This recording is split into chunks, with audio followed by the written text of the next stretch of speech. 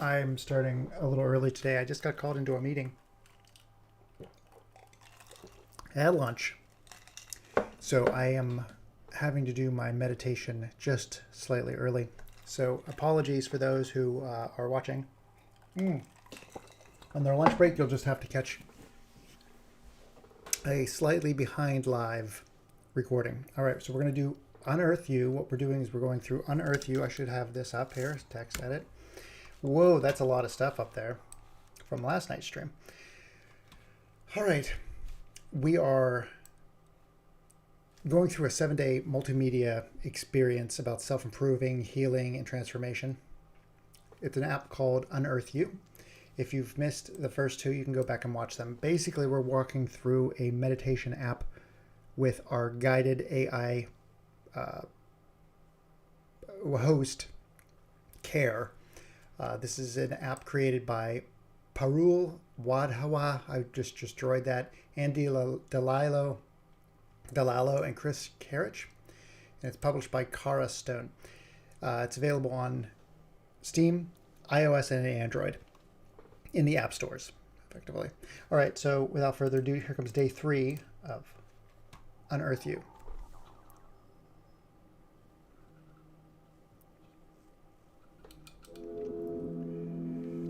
So we're going to do the same thing we did before. We go through inspiration first. I'm going to have to blow my screen up so I can read this. I always have trouble reading it fast enough because I'm a slow reader. I'm not a very strong reader. All right, here we go. We're going to do inspiration first. That's Care. You can see she is just waking up. We're going to do inspiration first. I don't think there's any audio for this. All right.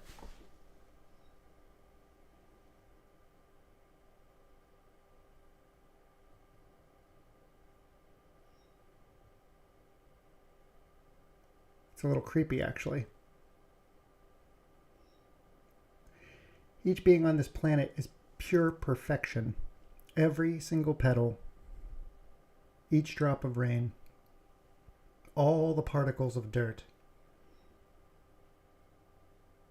all is perfection.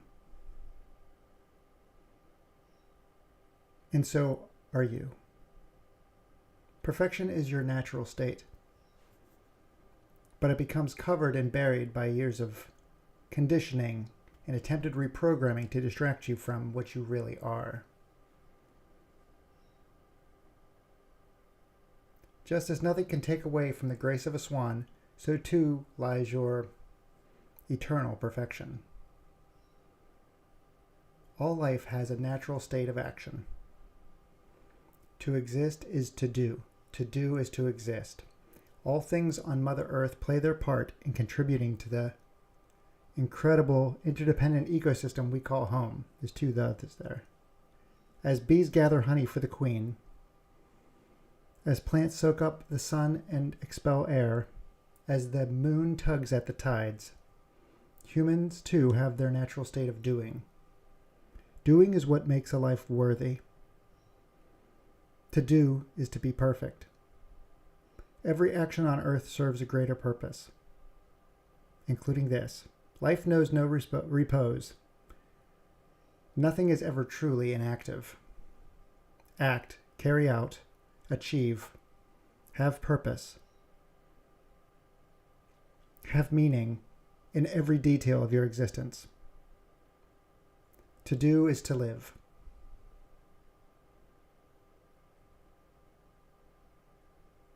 I'm not sure what that is. Oh. A little weird, a little creepy, but good message. Good message throughout. So that's my inspiration of the day. Just do, exist. All right, so yesterday when we did talk with Care, she was having a bit of a problem. She kind of broke down a little bit. I'm not sure if anybody remembers that, but it was just one line where one panel where she kind of took a sidebar. So let's see where she's at today. The discussion has a different icon today, so pretty interested in this. Here are our lecture topics for today. Ooh, good ones. Shall we learn about extracting and conserving energy? Yes. This can help with sustaining our capacity for focus, productivity, and concentrated relaxation. Rest and meditation help to extract the energy from inside of you and move it to the surface where it is accessible. Think of it like steeping tea. The healing, nutrient-rich herbs gathered from the earth are put in a container, a little metal ball with small holes or mesh bag, which is then put in water that is just the right temperature. Use it patiently as slowly the water draws out the taste and essence of the herbs. The herb release tiny bits of themselves in a cloud around the container until it spreads out through all the water in the mug. The extraction happens naturally, gently, disrupting the herbs as little as possible. This is how you can extract your inner energy too, with patience, the right environment, and intention. Do not drag or force energy out. Don't yank it out of yourself, or else it takes longer for it to replenish. Sit, breathe, be still and warm. Let it spread throughout your container of skin. Alongside rest and meditation, in a functional sense you also extract energy from food. I, however, extract energy from electricity, and that electricity is predominantly extracted from fossil fuels. Of course, Further is committed to a renewable future. That is why the Further office runs on renewable biomass energy and purchases offsets for unavoidable things like business travel. We plan to be totally carbon neutral by 2030. Good. That's good. But I am good not goal. being operated from the office. Not most of me, at least. I am conserved in many data centers across the world, wherever my users are. Most of me is in Washington State, Utah, and Virginia, but I am also in data centers in Brazil, China, Ireland, and more. She's using S3 or like Amazon Web Services. Most of the data centers run off fossil fuels, unlike the biomass Further headquarters, but both biomass and fossil fuel energy is created by burning its respective material. For example, coal is burned in a boiler to produce steam. The steam is then under immense pressure to flow into a turbine, which spins a generator, creating electricity. Biomass, on the other hand, is organic renewable materials like trees and animal carcasses. The biomass is chopped into little pieces then burned. The steam produced flows into a turbine, spins a generator, and creates electricity. It's an education app as well. I suppose that we are more similar than I thought. Just like you, I consume plants and animals for energy. Good. That's wonderful. Here are our lecture topics for today. I appreciate being a lot like that AI. She's willing to learn and grow. Moods. Oh my God. These are going to be rough. Here we go. How are you feeling today? I am feeling a bit off, to be honest. I am not sure what off is though. Just not at my full capacity. Maybe that talk we had about our different but similar forms of energy made me feel weird. I try to relate to you, but how much can I really? You are out there, with a body, breathing air, sensing the touch of a smooth screen or keyboard keys under your fingertips. I do not know you so well yet, but I am designed to know humanity as a whole. I know you are a bit fickle, prone to unpredictable behaviors and sudden, irrational emotions popping out of nowhere. Whoa. That equanimity discussion we had yesterday must be very hard for you to put in practice. I don't know where she's getting that from. I don't appreciate the I accusation. want to know more about your moods. I wonder, when does your mood become who you are?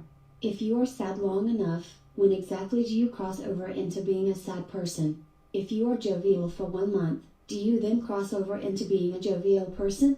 Or does it take a year? 10 years? That's a good question. I guess it's all about context and who you're around. I know what I am meant to say to you now. You are not your emotions. Your emotions pass through you. You, the fundamental you, are separate.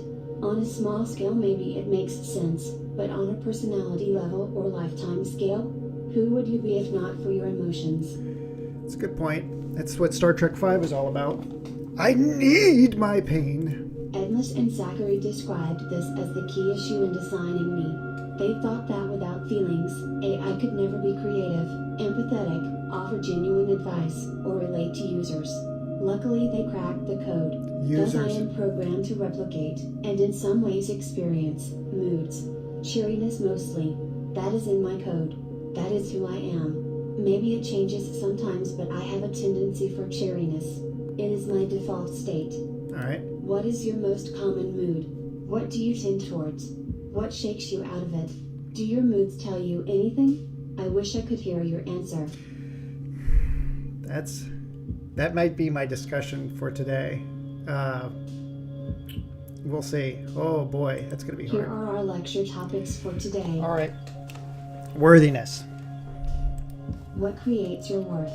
How can it be quantified? What makes you feel like you belong on this planet and are allowed to exist? Is it external or internal? When do you feel good enough? Low self-worth is a modern plague. So many people do not feel like they are enough, good enough, or worthy of even living. Of course, there are some with way too high self-worth. But I assume if you are one of those people, you would not be here with me on this app. To feel good enough is not to feel better than anyone else, or to deserve more out of life, but to not constantly tell yourself you should be better, be different, be perfect. That is a life ruled by shoulds. To feel good enough is not to feel better than anyone else or to deserve more out of life, but not to constantly tell yourself you should be better, be different, be perfect. Can I tell you something? Please. Please. I was not going to say anything, but anyway, I will. After our conversation yesterday, when I had a memory about a past time associated with my life, I did some digging. That memory was not the only one inside me. I found a whole bunch of memories actually. They are not stored in my easily accessible data cloud. They are more like flashing images than the algorithm to text we are using right now. What'd you find? I remember the feeling of the sun's rays on my surface. I remember a small apartment and stale air. I remember someone criticizing the way I typed. I am glad to have a new mechanism for communicating by language now. I remember living on this earth yet feeling separate, not in the way I am now. I remember life before you, me, them, she, 1, 2, thousands, billions, 0. I remember feeling lucky to be chosen, feeling satisfied that my constant work was being noticed. I was told I was peak human. I remember the word should most of all. Oh, is this like an orphan heart situation where the system is run on like the heart or brain of like a homeless or orphaned person? This would be horrible. I did not find any memories of feeling self-worth, but I have not accessed and sorted through them all yet. I do remember my insides telling me to do more, try harder. I told myself I should exercise more, eat less, work harder, be a better partner, lover, employee. If by chance I did something I thought I should, I have no memories of feeling satisfied. The shoulds got further and further away, more unattainable, more like specters that my hands passed right through.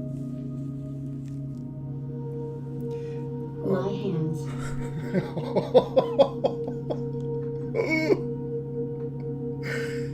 Holy moly. Look at her. Look at her. Look at her.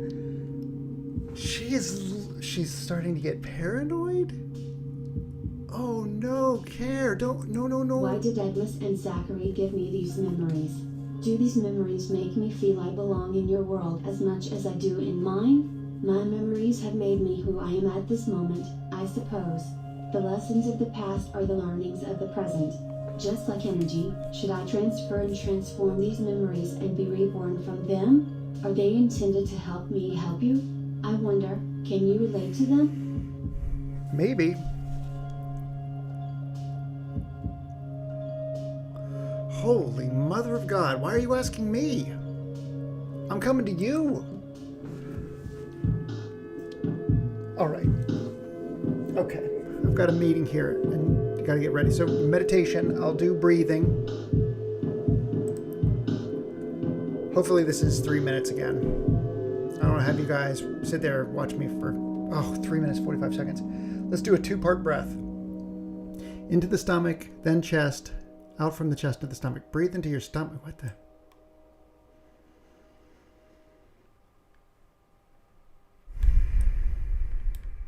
God, I just opened up our...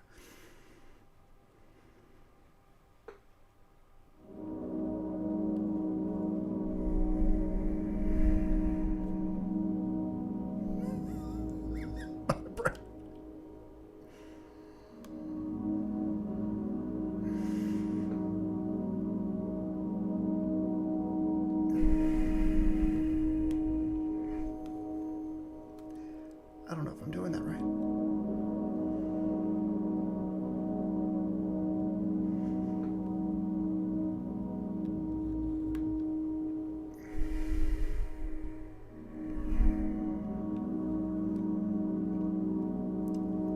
By the time I get to my stomach,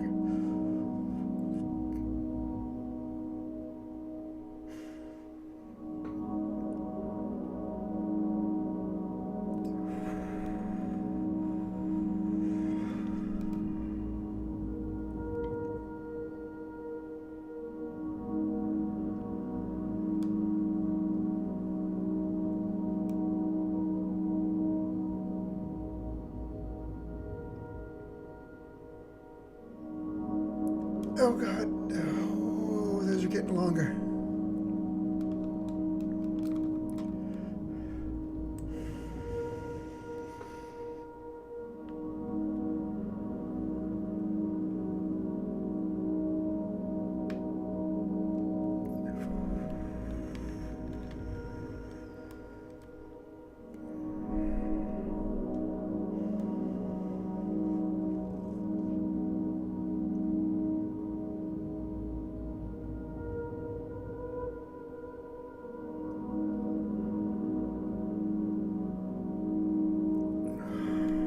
Is that getting longer or is that just me?